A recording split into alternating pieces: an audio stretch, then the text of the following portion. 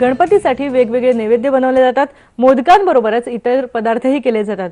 गौड सारस्वत ब्राह्मण समाजात मडगणे हा नैवेद्य असतो आणि याविषयीच प्रीती गडियार यांच्याकडून जाणून घेतले आमचे रिपोर्टर शची मराठे हिने। नमस्कार, नैवेद्यमध्ये तुमच्या सगळ्यांचं मनापासून स्वागत। आज आपण थोडा वेगळा पदार्थ पाहणार आहोत आणि तो म्हणजे जीएसबी पदार्थ मडगण्या। आणि हा पदार्थ आपल्याला दाखवणार आहेत प्रीती गडियार। तुमचं IBN लोकमत मध्ये खूप खूप स्वागत। हा खूप वेगळा प्रकार आहे, म्हणजे ह्याच्या नावातच वेगळेपण आहे। तर हा पदार्थ नेमका काय? अगदी म्हणजे जसं मी म्हणते ना की हा मडगणे हा म्हणजे पदार्थ आमच्या मंगलोरियन म्हणजे मंगळुरी पदार्थ आहे आणि आमच्या गौड सारस्वत ब्राह्मण ह्या आमच्या गणपतीच्या दिवसांमध्ये हा 5 दिवस किंवा 11 दिवसाच्या ह्याच्यामध्ये हा नैवेद्य अर्पण करतो। हा पदार्थ जो आहे तो करण्यासाठी काय काय साहित्य लागतं आपल्याला? त्याची ह्याला लागणारे चण्याची डाळ, त्याला पाव वाटी काजू, 1 वाटी गूळ, तांदळाची पावडर 2 चमचे आणि वेलची पूड।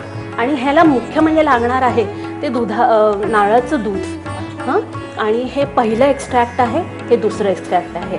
मी आता गॅस लावते आणि आपण जर करूया मडगणे। हे पातेलं जाडबुडाचं पातेलं मी घेतलेलं आहे आणि ह्याच्यामध्ये मी आधीच शिजवून घेतले ही चण्याची डाळ आणि काजू। हे 10 मिनिटं कुकरमध्ये मी शिजवून घेतले आणि मी आता हे गुळाबरोबर शिजवणार आहे।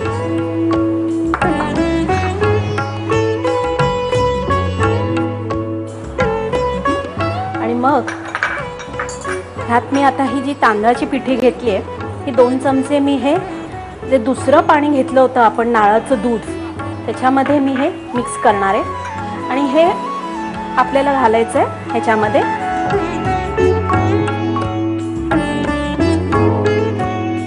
आणि मग नंतर ह्याच्यामध्ये मी वेलचीची पूड घालणार आहे।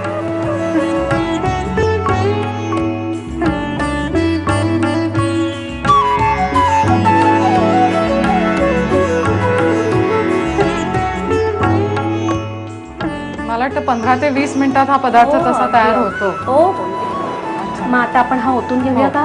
जरूर।